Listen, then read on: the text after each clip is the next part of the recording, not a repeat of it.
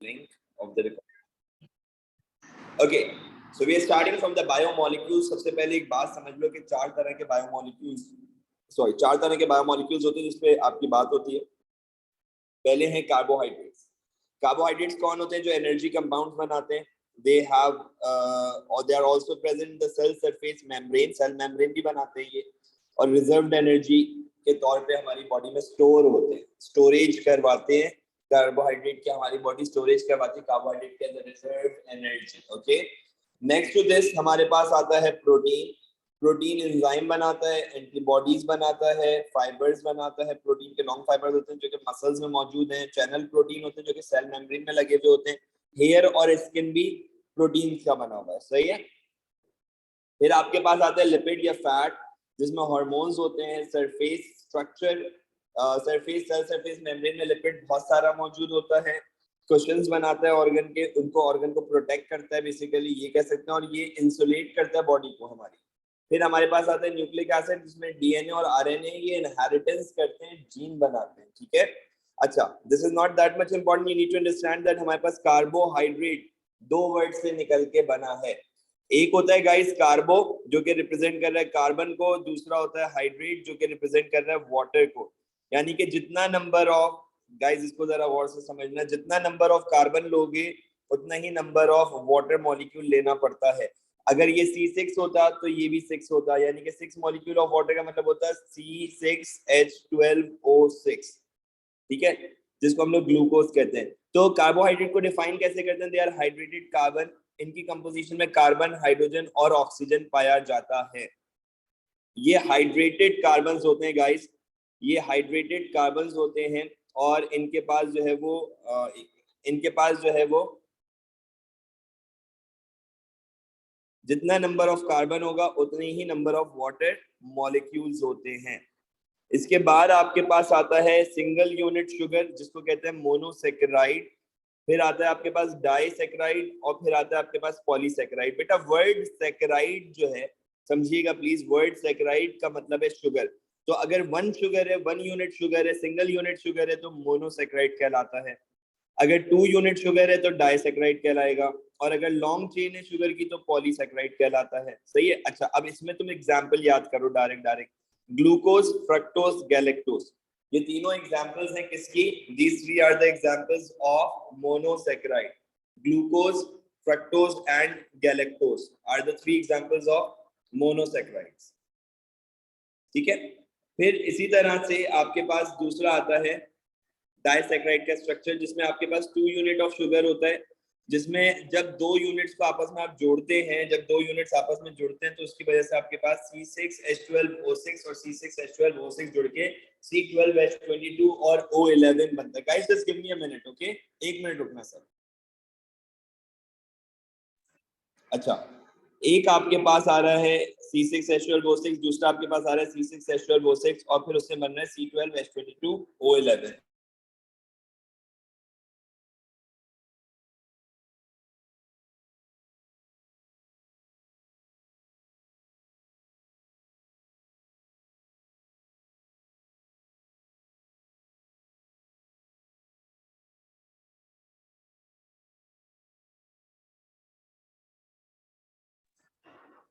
Sorry यार guys, वही call आ गई थी, I am so sorry for this.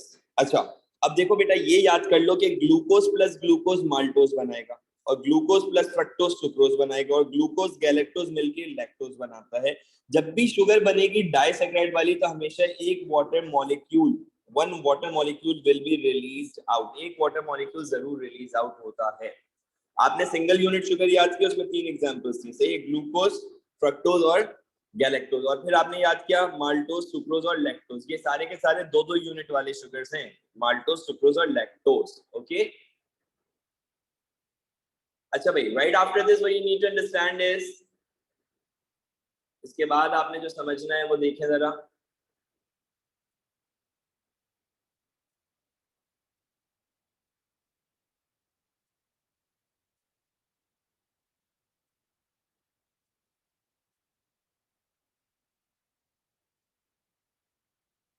इसके बाद आपके पास आ जाता है कि भाई ये लॉन्ग चेन का स्ट्रक्चर कैसा है।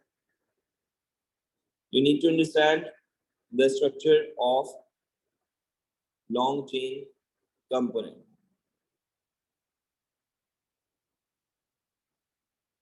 अच्छा, लॉन्ग चेन में तुम्हारे पास 3 एग्जांपल्स आ रही हैं, glycogen, cellulose and starch. Glycogen आ रहा है, सेल्यूलोज आ रहा है और स्टार्च आ रहा है। ओके, इसमें सबसे इंपॉर्टेंट चीज ये होती है कि जब भी हम बात करते हैं कार्बोहाइड्रेट की, तो ये स्ट्रक्चर्स हमें एग्जांपल्स के तौर पे पता करने होते हैं कि भाई पॉलीसेकेराइड में ग्लाइकोजन, सेल्यूलोज, स्टार्च। डाइसेकेराइड में माल्टोज, सुक्रोज, लैक्टोज है। डाइसेकेराइड 2 मोनोसेकेराइड्स के जुड़ने से बन रहा है और पॉलीसेकेराइड बहुत सारे लॉन्ग चेन के जुड़ने से बन रहा है। सही है। अच्छा, सेकंड चीज पे आ जाओ, प्रोटीन पे। प्रोटीन के बारे में तुम्हें क्या पता होना चाहिए? प्रोटीन के बारे में तुम्हें पता होना चाहिए कि भाई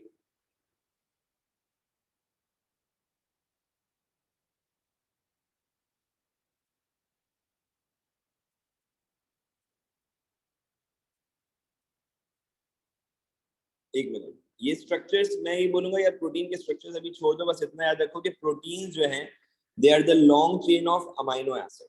प्रोटीन क्या है? Long chain of amino acid. इसकी कंपोजिशन में कार्बन, हाइड्रोजन, ऑक्सीजन और नाइट्रोजन आता है। प्रोटीन की कंपोजिशन में क्या आ रहा है? Carbon, hydrogen, oxygen and nitrogen. बेटा फूड टेस्ट पे आ रहा हूँ, बस 2 मिनट में ये कवर अप कर लूं। इसी तरह से जो लिपिड की कंपोजिशन है, इसमें कार्बन, हाइड्रोजन और ऑक्सीजन आ रहा है। लिपिड में क्या क्या आ रहा है? Carbon, hydrogen, oxygen.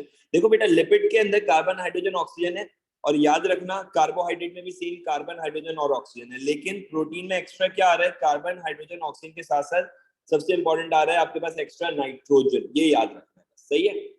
अच्छा जी, फिर इसके बाद आप आ जाते हैं न्यूक्लिक एसिड पे। न्यूक्लिक एसिड में क्या क्या है? Carbon, hydrogen, oxygen, nitrogen, phosphorus भी है। इसमें एक्स्ट्रा क्या आ गया? फॉस्फोरस। सही है। ये कौन है? Nucleic acid. न्यूक्लिक एसिड में 2 चीज होती है, एक होता है डीएनए और दूसरा होता है आरएनए। आरएनए हमारा अभी यूनिट नहीं है करने का। So what we are going to do, we are going to do the DNA thing. हम क्या करेंगे? हम डीएनए करेंगे। सही है भाई, डीएनए इज समथिंग इंपॉर्टेंट। अब ये जो डीएनए होता है, ये आपके पास जेनेटिकल मटेरियल, तुम्हें फंक्शंस याद होने चाहिए सबके। जेनेटिकल मटेरियल डीएनए, कोई तुमसे पूछे क्या है तो तुम बताना जेनेटिकल मटेरियल है, इनहेरिटेंस में हेल्प करता है। किसमें हेल्प करता है? इनहेरिटेंस में, दैट्स इट। सही है। किसमें हेल्प कर रहे हैं डीएनए? इनहेरिटेंस में। स्ट्रक्चर अभी तुम्हारे सामने है, कुछ इस तरह का स्ट्रक्चर होता है। सही है। This is having the structure of DNA. इसमें क्या आ रहा है तुम्हारे पास? डीएनए आ रहा है। ये बेटा फॉस्फेट ग्रुप है, ये आपके पास एक पेंटोज शुगर है, ये आपके पास एक नाइट्रोजनस बेस है। ये एक यूनिट है, this is one single unit. ये सिंगल यूनिट है आपके पास किसका? This is one single unit of the DNA molecule. इसमें एक फॉस्फेट होता है, एक शुगर है और एक नाइट्रोजनस बेस है। ये वाला स्ट्रक्चर ध्यान में रखना बेटा, ये स्ट्रक्चर तुम्हें पता होना चाहिए। और यहाँ पे नाइट्रोजनस बेसेस होती हैं जो कि जुड़ रही होती हैं आपस में ना, the nitrogenous bases are joint together. अच्छा भाई, अब आ जाओ जरा फूड टेस्ट पे, जो कि आप लोगों की मेन परेशानी है।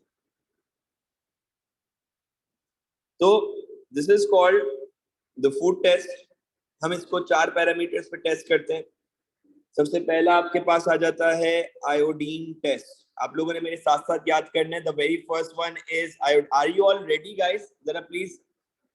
हाँ बेटा, स्ट्रक्चर डीएनए का सिर्फ एक दफा देख लेना, एक नजर देख लेना। सही है। मुझे बताओ आप लोग रेडी हो फूड टेस्ट के लिए? Everyone, are you all ready for the food test?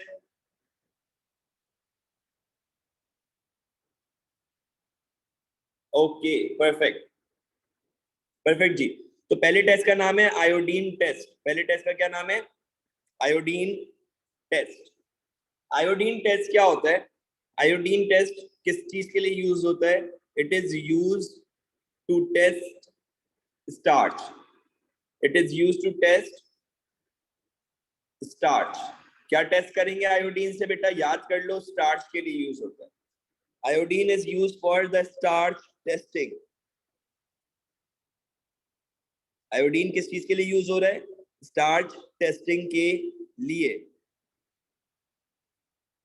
अच्छा जी, दूसरी चीज कैसे इसको चेक करते हैं? इसका जो ओरिजिनल कलर होता है वो होता है ब्राउन। अगर टेस्ट पॉजिटिव हुआ अगर टेस्ट पॉजिटिव आया यानी कि स्टार्च मौजूद हुआ, if the starch is present, तो ये इसका कलर हो जाता है ब्लू ब्लैक कलर। कैसा कलर हो जाएगा इसका? Blue black colour. सही है, ये तीन बातें याद रखनी है।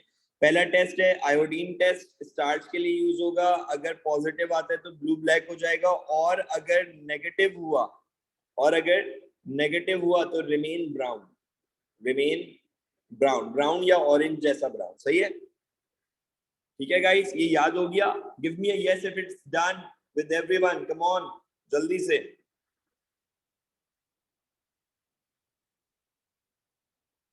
come on guys, I'm waiting.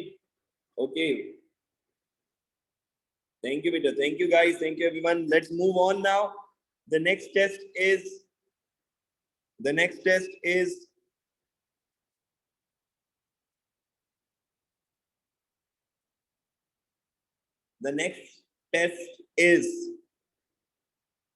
Benedict's solution test. Yes बेटा, बेनेडिक्ट सोल्यूशन टेस्ट, बस ये इतना ही याद रखना है जो हमने लैब में किया था, ये बिल्कुल वही है। पहला था आयोडीन टेस्ट, जितना याद रखना है वो तुम्हारी स्क्रीन पे आ रहा है इस वक्त। आयोडीन टेस्ट का जो बेनेडिक्ट टेस्ट सोल्यूशन का याद रखना है वो तुम्हारी स्क्रीन पर आ रहा है। बेनेडिक्ट टेस्ट में क्या होता है? It is used to test proteins. इससे क्या टेस्ट करते हैं आप? प्रोटीन्स टेस्ट करते हैं। सही है, किस लिए यूज हो रहा है? प्रोटीन टेस्ट के लिए। किसके लिए यूज हो रहा है बेटा? प्रोटीन टेस्ट के लिए। ओके,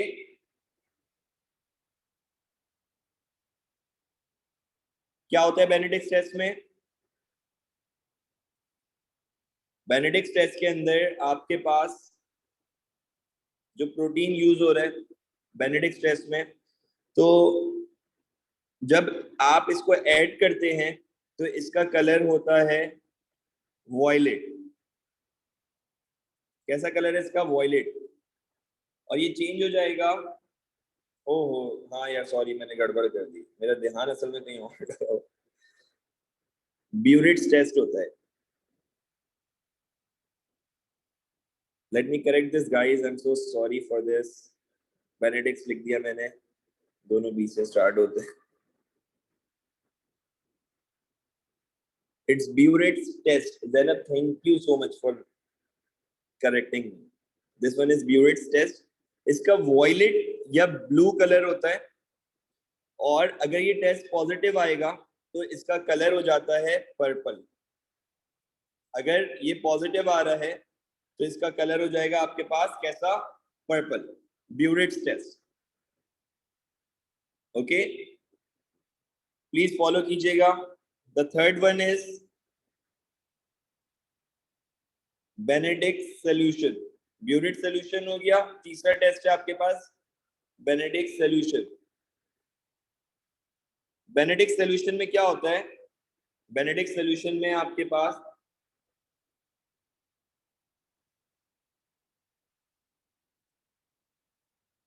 अगेन वॉयलेट कलर होगा या ब्लू वॉयलेट कलर होगा। वो पहले अगर पॉजिटिव आएगा तो ग्रीन हो जाएगा, और अगर कंसंट्रेशन और ज्यादा होगी तो ऑरेंज हो जाएगा, और अगर कंसंट्रेशन और ज्यादा होगी तो रेड हो जाएगा। और अगर नेगेटिव आते हैं ये दोनों टेस्ट, में कलर चेंज नहीं मिलेगा। ठीक है, तो इनमें कलर चेंज नहीं मिलता। गाइस, फॉलोइंग इट एवरीवन, ये तीनों टेस्ट याद हो गए। ब्यूरिट्स टेस्ट में क्या हो रहा है? प्रोटीन टेस्ट कर रहे हो तुम। और बेनेडिक्ट सोल्यूशन में क्या कर रहे हो आप? बेनेडिक्ट सोल्यूशन में रिड्यूसिंग शुगर टेस्ट कर रहे हो। क्या टेस्ट कर रहे हैं आप? Reducing sugar.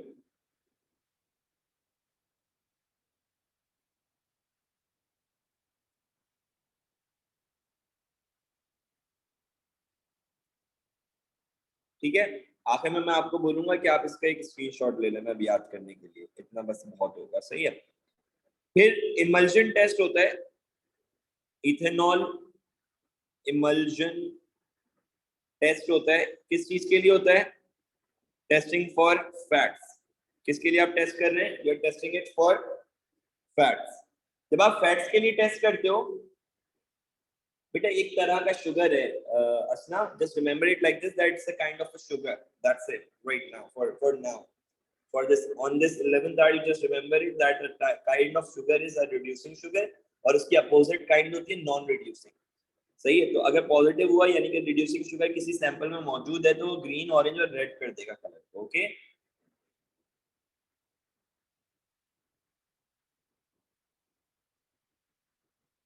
Okay guys, done.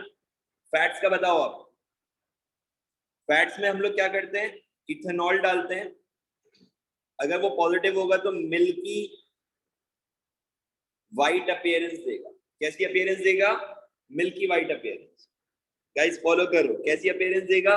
Milky white, अगर पॉजिटिव हुआ तो। That's it guys, that's it for the food test.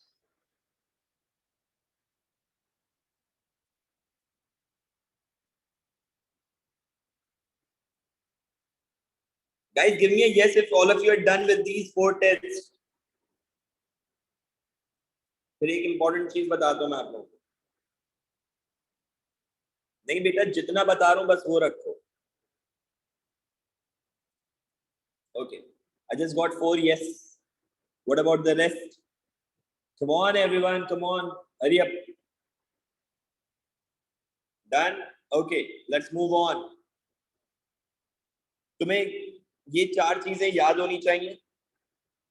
क्या 4 चीजें? फंक्शंस। किस चीज के फंक्शंस हैं? कार्बोहाइड्रेट के,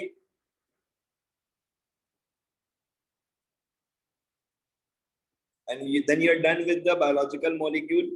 प्रोटीन के functions.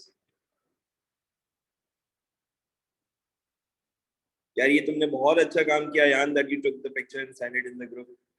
I seriously, I'm in love with you for this. Protein के फंक्शंस, लिपिड के functions, and the last one DNA का फंक्शन। फंक्शंस याद करो गाइस मेरे साथ साथ, कम ऑन। कार्बोहाइड्रेट क्या है? Basic energy provider. आप कार्बोहाइड्रेट क्यों लेते हो? एनर्जी प्रोवाइड करने के लिए। सही है, एनर्जी प्रोवाइड करता है रेस्पिरेशन के थ्रू, इसको आप रेस्पिरेशन में तोड़ते हैं और आपको एनर्जी मिलती है। ओके, राइट आफ्टर दिस ये डाइटरी फाइबर्स बनाते हैं। क्या बनाते हैं ये? डाइटरी फाइबर्स, यानी कि कॉन्स्टिपेशन रिड्यूस करते हैं, प्रिवेंट करते हैं और डाइटरी फाइबर्स बनाते हैं। प्रोटीन के लिए याद करो, प्रोटीन का फंक्शन याद करो, it make enzyme, it make enzyme. Protein और क्या करता है? It make hair and skin. Protein और क्या बनाता है? इट मेक मसल, मैंने शुरू में बताया था आप लोगों को, इट मेक मसल। प्रोटीन और क्या करता है? इट हेल्प्स टू मेक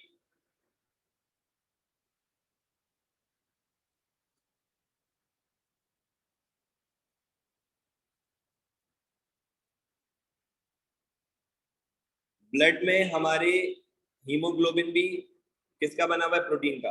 बेटा एक पॉइंट बता रहा हूँ प्रोटीन के हवाले से, और ये एंजाइम के लिए भी इंपॉर्टेंट होता है, एंजाइम के हवाले से भी और प्रोटीन के हवाले से भी। देख लो ये पॉइंट क्या है, दैट प्रोटीन्स डीनेचर हो जाते हैं ऑन हाई टेम्परेचर। प्रोटीन क्या हो जाते हैं? डीनेचर्स ऑन हाई टेम्परेचर। यूजुअली कितना हाई? Above 40 degree Celsius. कितना हाई? अबव 40 डिग्री सेल्सियस ये डीनेचर हो जाएंगे। Okay guys, now for the lipid.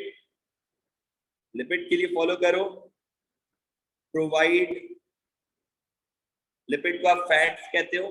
Fats के लिए आप याद रखना, प्रोवाइड रिजर्व एनर्जी। क्या प्रोवाइड कर रहा है? रिजर्व एनर्जी प्रोवाइड कर रहा है। सही है, और क्या बनाता है? Make cell membrane. क्या बनाता है ये? सेल मेम्ब्रेन बनाता है। अच्छा एक और चीज बनाता है ये, विटामिन भी बनाता है। फैट से कुछ कुछ सारे नहीं, कुछ विटामिन भी बने हुए।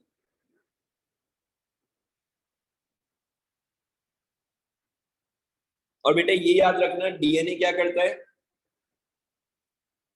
DNA makes gene. डीएनए क्या बना रहा है? It makes gene and it helps in inheritance. It helps in inheritance, यानी कि जो भी ट्रेट, जो भी कैरेक्टर तुम्हारे पेरेंट्स से ड्राइव होकर तुम्हारे पास आ रहा है, वो कौन बना रहा है? वो डीएनए बना रहा है।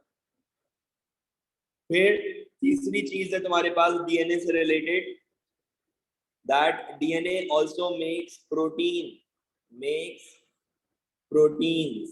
ठीक है, that's it guys for the function। ये सारे फंक्शंस तुम्हें याद होने चाहिए। Okay okay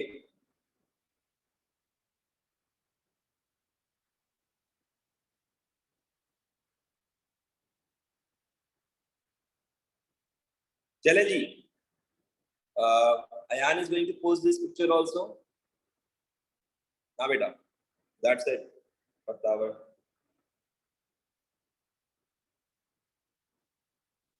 Okay ji guys, now the other topic, the other one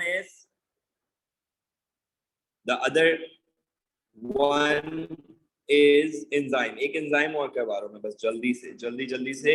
I'm getting calls from my home, they're waiting and they were like कि भाई कहाँ रह गए हो? मैंने बोला नहीं, पेपर है कल, इम्पोर्टेंट है।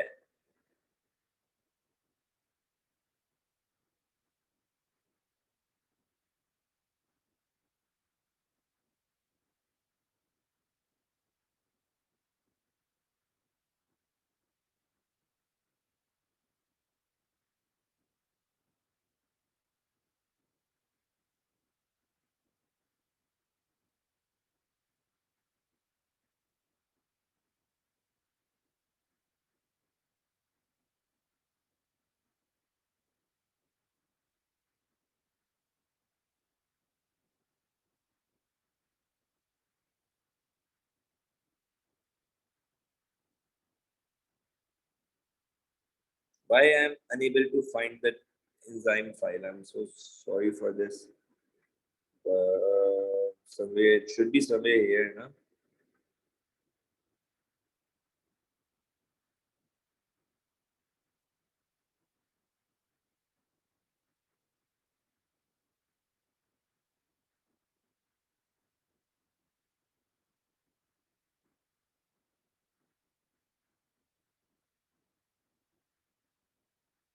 Okay, hold on, just hold on, guys।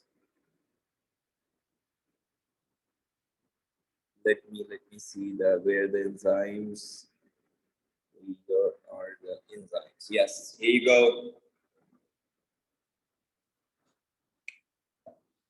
Okay so enzyme के बारे में प्रॉपर्टीज जरा देख लो। एंजाइम सबसे पहले कीवर्ड्स याद करते रहना बेटा। लॉक एंड की मॉडल फॉलो करते हैं। कौन सा मॉडल फॉलो करते हैं? लॉक एंड की मॉडल। लॉक एंड की मॉडल में क्या होता है कि आपके पास स्पेसिफिक सबस्ट्रेट स्पेसिफिक एंजाइम से रिएक्ट करेगा, जो जिसका एंजाइम होगा उसी से रिएक्ट करेगा। अगर पीएच सूटेबल नहीं होगा तो एंजाइम काम नहीं करेगा, ओनली सूटेबल पीएच पे काम करेगा। 40 डिग्री से ऊपर जाएगा तो एंजाइम डीनेचर हो जाता है। देखो भाई, लॉक एंड की मॉडल, स्पेसिफिक एंजाइम काम करेगा, पीएच भी स्पेसिफिक होना चाहिए, सेंसिटिव टू पीएच होता है और sensitive to temperature. Temperature increase होता है तो रेट ऑफ रिएक्शन बढ़ता है, याद रखना। टेम्परेचर इंक्रीज होगा, टेम्परेचर इंक्रीज होगा तो रेट ऑफ रिएक्शन बढ़ेगा, सही है।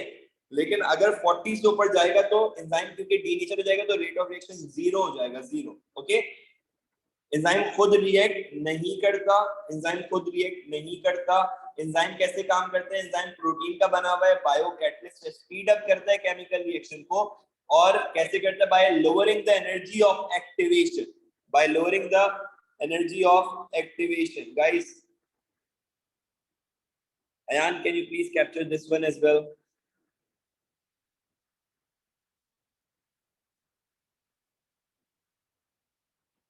This particular one। Okay, done। अच्छा जी, इसके बाद आ जाओ इफेक्ट ऑफ टेम्परेचर और इफेक्ट ऑफ पीएच पे।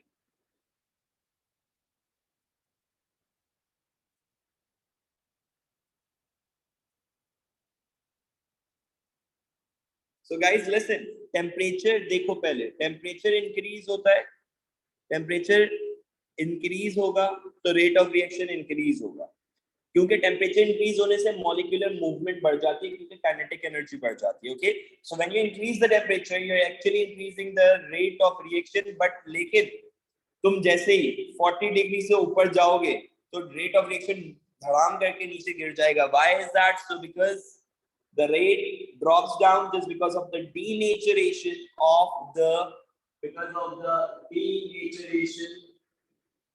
denaturation of the enzymes. That's it. Temperature बढ़ेगा 0.1, टेम्परेचर बढ़ेगा तो रेट ऑफ रिएक्शन बढ़ेगा, टेम्परेचर ड्रॉप होगा तो रेट ऑफ रिएक्शन भी ड्रॉप होगा। Okay Ayaan, I hope that you have captured this one as well.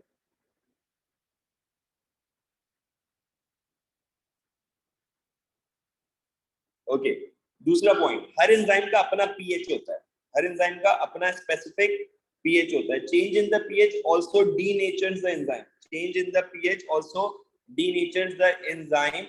सो जो एंजाइम्स होते हैं they actually denatures when the pH is changed. Okay, तो एक एंजाइम की एग्जांपल दे दी पेप्सिन, जो कि हमारे स्टमक में पाया जाता है, वो एसिडिक पीएच पे काम करता है, 2 पे काम करता है। देखो उसकी पीक 2 पे बनी हुई है ग्राफ की। ओके, और जो अमाइलेज है वो 7.4 के करीब काम कर रहा है, 7 के करीब करीब काम करता है। तो हर एंजाइम अपने स्पेसिफिक पीएच पे काम करता है, दैट्स इट, इतनी सी बात है। Every enzyme has its own specific pH. if the pH changes, the enzyme denatures. So this is all in one good picture. Okay, so that's all from my side, guys. Let's keep it till here and wish you best of luck, and I hope that this video will help you out, this class will help you out with the whole thing. अच्छा, कोई बच्चा please वो वाले जो pictures है यार, ये वाली जो पिक्चर्स है, if you could post all the pictures in our WhatsApp group as well so that they can help you out. Okay,